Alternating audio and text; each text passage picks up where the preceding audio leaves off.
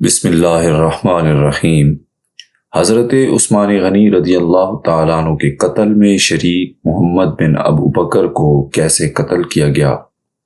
کیا محمد بن ابو بکر کو قتل کرنے والے حضرت امیر معاویہ تھے؟ کیا محمد بن ابی بکر کو گدھے کی کھال میں ڈال کر جلایا گیا؟ قتل ہونے سے پہلے محمد بن ابی بکر نے کیا التجا کی؟ حضرت عثمان غنی رضی اللہ تعالیٰ عنہ نیند سے بیدار ہوئے تو کہنے لگے کہ لوگ مجھے قتل کر دیں گے۔ میں نے کہا ایسا ہرگز نہیں ہو سکتا یا امیر المؤمنین۔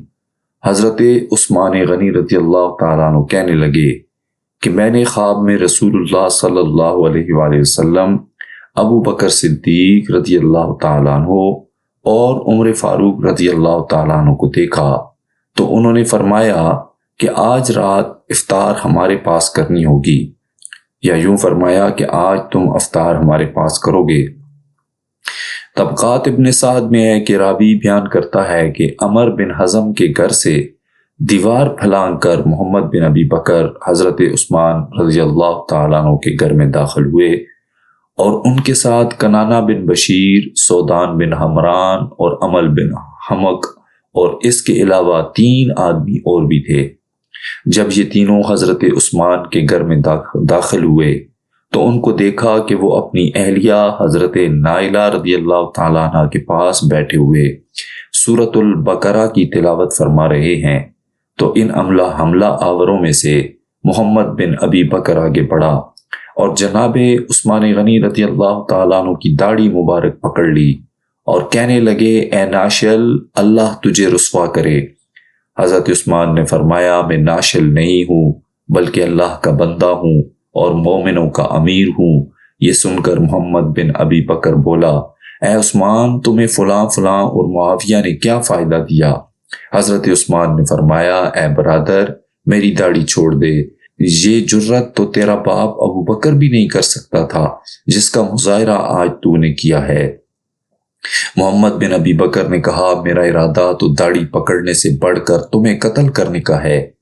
محمد بن ابی بکر کا قتل عثمان کے موقع پر موجود ہونا اس سے کوئی انکار نہیں کر سکتا، بلکہ اندر داخل ہونے کے بعد عثمان غنی رضی اللہ تعالیٰ عنہ کی داڑھی پکڑنے والا اور انہیں ناشل کہہ کر مخاطب کرنے والا، انہیں زخمی کرنے والا اور ان کے قتل میں خوش ہونے والا محمد بن ابی بکر تھا۔ یہ باتیں ہر تاریخ کی کتاب سے ثابت ہیں، اگرچہ اس میں اختلاف ہے کہ اس نے بنفس نفیس قتل کرنے میں حصہ لیا یا نہ لیا، لہذا قتل عثمان سے محمد بن ابی بکر کو بالکل بری ثابت کرنے والا کذاب ہے۔ اسی لیے وہ حضرات جن کا حضرت عثمان غنی رضی اللہ تعالیٰ عنہ کے قتل میں کسی قسم کا کوئی کردار تھا یا وہ قتل عثمان میں شامل ہوئے، بعد کے ادوار میں قتل کر دیے گئے۔ محمد بن ابی بکر حضرت علی المرتضیٰ رضی اللہ تعالیٰ عنہ کی طرف سے ایک لشکر لے کر اہل خربہ سے حضرت علی کی بیعت لینے کے لیے روانہ ہوئے۔ انہوں نے اہل خربہ سے کہا کہ یا تو حضرت علی کی بیعت کرو ورنہ اس ملک سے نکل جاؤ۔ اہل خربہ نے انکار کر دیا اور لڑائی کے لیے تیار ہو گئے۔ محمد بن ابی بکر کو شکست ہوئی اور اہل خربہ نے خون عثمان کا بدلہ لینے کا مطالبہ کر دیا۔ دوسری طرف حضرت امیر معاویہ رضی اللہ تعالیٰ عنہ نے محمد بن ابی بکر کا مقابلہ کرنے کے لیے 6000 کا لشکر جرار روانہ کیا، جس کے سپہ سالار مشہور صحابی حضرت عمر بن العاص تھے۔ محمد بن ابی بکر نے کنانہ بن بشیر کو 2000 کا لشکر دے کر عمر بن العاص کے مقابلے کے لیے بھیجا۔ کنانہ اور اس کی فوج کو ختم کر دیا گیا۔ محمد بن ابی بکر کو کنانہ کے مر جانے کا پتہ چلا تو اس وقت اس کے اپنے فوجی بھی اس کا ساتھ چھوڑ کر بھاگ گئے۔ اس پر محمد بن ابی بکر چھپ گیا۔ تاریخ طبری میں ہے کہ جب محمد بن ابی بکر نے دیکھا کہ تمام ساتھی ساتھ چھوڑ چکے ہیں تو وہ ایک راستہ پر چل پڑا، حتیٰ کہ ایک مکان میں داخل ہوا جو تھوڑا سا راستے سے ہٹ کر تھا۔ ادھر عمر بن العاص واپس اپنے خیمے میں آ گئے اور معاویہ بن خدیج اس کھوج میں نکلا کہ کہیں محمد بن ابی بکر کا پتہ چل جائے۔ چلتے چلتے وہ ایک کھجور کی بنی ہوئی جھگی کے پاس آئے اور اس میں رہنے والوں سے پوچھا کہ کیا تم نے یہاں سے کسی اجنبی کو گزرتے ہوئے دیکھا ہے؟ ان میں سے ایک بولا، جب میں فلاں ویران مکان کی طرف گیا تو مجھے اچانک اس میں ایک اجنبی نظر آیا۔ معاویہ بن خدیج نے کہا، بخدا وہ محمد بن ابی بکر ہی ہوگا۔ وہ اس ویران مکان کی طرف چل پڑے۔ جب اس میں داخل ہوئے تو دیکھا کہ محمد بن ابی بکر پیاس کی شدت کے مارے موت کے قریب تھا۔ اسے وہاں سے نکال کر مصر کی طرف واقع خیمہ میں لے آئے۔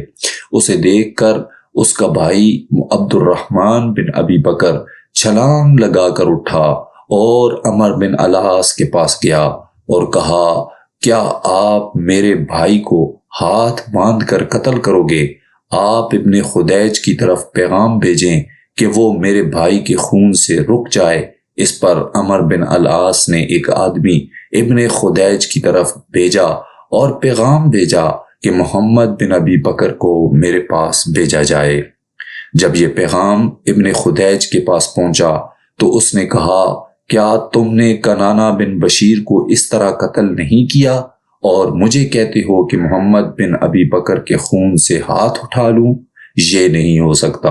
اسی دوران محمد بن ابی بکر نے پانی پلانے کے لیے لوگوں سے درخواست کی۔ اس پر معاویہ بن خدیج نے کہا کہ تجھے اللہ تعالی ہمیشہ کے لیے ایک قطرہ بھی پانی کا نہ دے۔